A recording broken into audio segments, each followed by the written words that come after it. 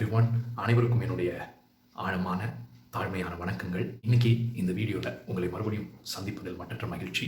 இந்த வீடியோவில் நாம் இன்னைக்கு பார்க்க போகிறது இதுவும் ஒரு அரசியல் சம்பந்தப்பட்டதான ஒரு செய்தி தான். இதை உங்களோடு பகிர்ந்து கொள்ள விரும்புகிறேன். உங்களுக்கு எல்லாருக்குமே தெரியும், தமிழக அரசியலில் ஒரு புதிய கட்சி ஒன்று சேர்ந்திருக்குன்னா அது தமிழக வெற்றி கழகம், தாவேக்கான்னு சொல்லப்படுகிறதான தமிழக வெற்றி கழகம். அதன் தலைவராக இன்னைக்கு ஆக்டர் விஜய், அதாவது நடிகர் விஜய் அவர்கள் இருக்கிறார்.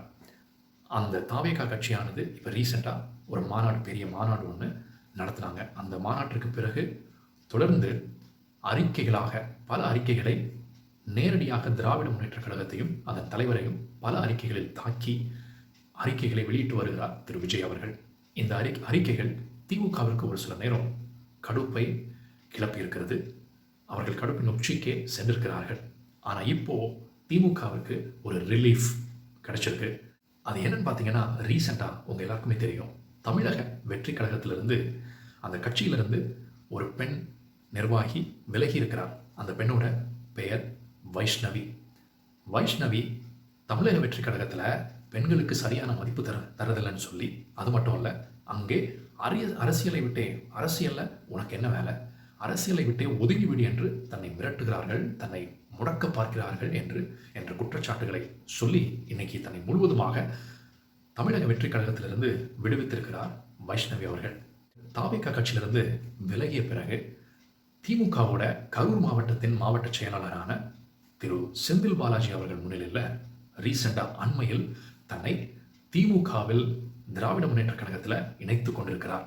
ஸோ இப்போ இன்ட்ரெஸ்டிங்கான ஒரு விஷயம் என்னன்னா, விஜய் அவர்கள் இனி அறிக்கைகளே விடக்கூடாது என்கிறதான அந்த மைண்ட் செட்டில் இன்னைக்கு வைஷ்ணவியை வச்சு விஜய்க்கு எதிராக, விஜயின் அறிக்கைகளுக்கு பதிலடியாக பல அறிக்கைகளை வெளியிட்டு வருகிறது திராவிட முன்னேற்ற கழகமானது. ஸோ வைஷ்ணவியும் சளைக்காமல் விஜயின் அறிக்கைகளுக்கு எதிராக தன்னுடைய அறிக்கைகளை இன்றைக்கு வெளியிட்டு வருகிறார். இது மிகப்பெரிய பதிலடியாக பார்க்கப்பட்டு வருகிறது. பரபரப்பாக அரசியல் வட்டாரங்களில் பேசப்பட்டும் வருகிறது. ஃபார் எக்ஸாம்பிள், உதாரணமாக விஜயை நோக்கி வைஷ்ணவி அவர்கள் இப்படிப்பட்டதான கேள்வியை முன்வைக்கிறார். உங்கள் அறிக்கைகளில் தமிழக முதல்வரின் பெயரை குறிப்பிட்டு அதிகமாக இவ்வளவு நேரம் விமர்சனம் செய்யும் நீங்கள் ஏன் பிரதமர் மோடி அவர்களை அவருடைய பெயரை குறிப்பிட்டு விமர்சிக்கவில்லை அப்படின்னு ஒரு கேள்வியை எழுப்பியிருக்கிறார். அரசியல் எதிரியின் பெயரை குறிப்பிடும் உங்களுக்கு கொள்கை எதிரியின் பெயரை உச்சரிப்பதற்கு என்ன பயம் என்று கேள்வி எழுப்பியிருக்கிறார் வைஷ்ணவி அவர்கள். இது கூட்டணிக்காகத்தான் என்று சொல்லும் வைஷ்ணவி, முன்னால் தாவேகா, பின்னால் பாஜக என்று மக்களை ஏமாற்றும் ஒரு கட்சிதான் தமிழக வெற்றி கழகம் என்று குறிப்பிட்டிருக்கிறார் தன்னுடைய அறிக்கையில். அடுத்ததாக, சென்னையில் வியாசர்பாடியில் தீ விபத்து ஏற்பட்டு அதில் பாதிக்கப்பட்டவர்களுக்கு ஒரு தாவேகா பெண் நிர்வாகி உதவி செய்து கொண்டிருந்த பொழுது அந்த தாவேகா பெண் நிர்வாகியை காவலர்கள் பூட்ஸ் காலால் உதைத்ததாக ஒரு அறிக்கை வெளியிட்டிருந்தார், ஒரு கண்டன அறிக்கையை வெளியிட்டிருந்தார் விஜய் அவர்கள். ஸோ அவர் அதுலேயும் டிஎம்கே, அதாவது தமிழக அரசை, டிஎம்கே அரசை நேரடியாக தாக்கி பேசியிருந்தார் அந்த அறிக்கையில். ஸோ இதற்கு பதிலடி தரும் விதமாக அறிக்கை வெளியிட்டிருக்கிற வைஷ்ணவி அவர்கள், பாதிக்கப்பட்ட அந்த பெண் கங்காவதி பெயரை உச்சரிக்கும் நீங்கள் அந்த பெண்ணை தாக்கிய காவலரின் பெயர் உங்களுக்கு தெரியவில்லையா? அந்த பெண்ணின் ஆடையை கிழித்த அதிகாரியின் பெயர் உங்களுக்கு தெரியவில்லையா அப்படின்னு கேள்வி கணைகளால் தொடுத்திருக்கிறார் வைஷ்ணவி அவர்கள். இன்னும் பல பரபரப்பு அறிக்கைகளை வெளியிட்டு கொண்டிருக்கிறார் வைஷ்ணவி அவர்கள் தினந்தோறும். இதை பார்த்துட்டு தாவேகா தலைவர்களுக்கு என்ன பண்றதுன்னே தெரியல போல.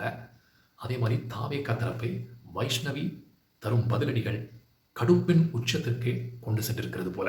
அரசியல் வட்டாரத்திலிருந்து ஒரு பேச்சு ஒன்று அடிப்படுது. அது என்னன்னா, அரசியலில் வருகிற 2026ஆம் ஆண்டு நடக்க போகிறதான சட்டமன்ற தேர்தலில் ஒருவேளை வைஷ்ணவி அவர்கள் விஜய்க்கு எதிராக களமிறக்கப்படலாம் அப்படிங்கிற ஒரு நியூஸும் இன்னைக்கு கசிஞ்சிருக்கு. எது எப்படியோ, வைஷ்ணவி அவர்கள் திமுகங்கிற ஒரு பெரிய கட்சியில் சேர்ந்து தன்னுடைய அரசியல் முன்னெடுப்புகளை நடத்துகிறார். தன்னுடைய அரசியலை செய்கிறதற்கான ஒரு வாய்ப்பாக இதை கருதுகிறார். அவருக்கு நம்முடைய சேனலின் சார்பாக வாழ்த்துக்கள். ஒரு பெண்ணாக இன்னும் மேலும் பல சிகரங்கள் தொட அவருக்கு எங்களின் வாழ்த்துக்களை தெரிவித்துக் கொள்கிறோம். நன்றி, வணக்கம்.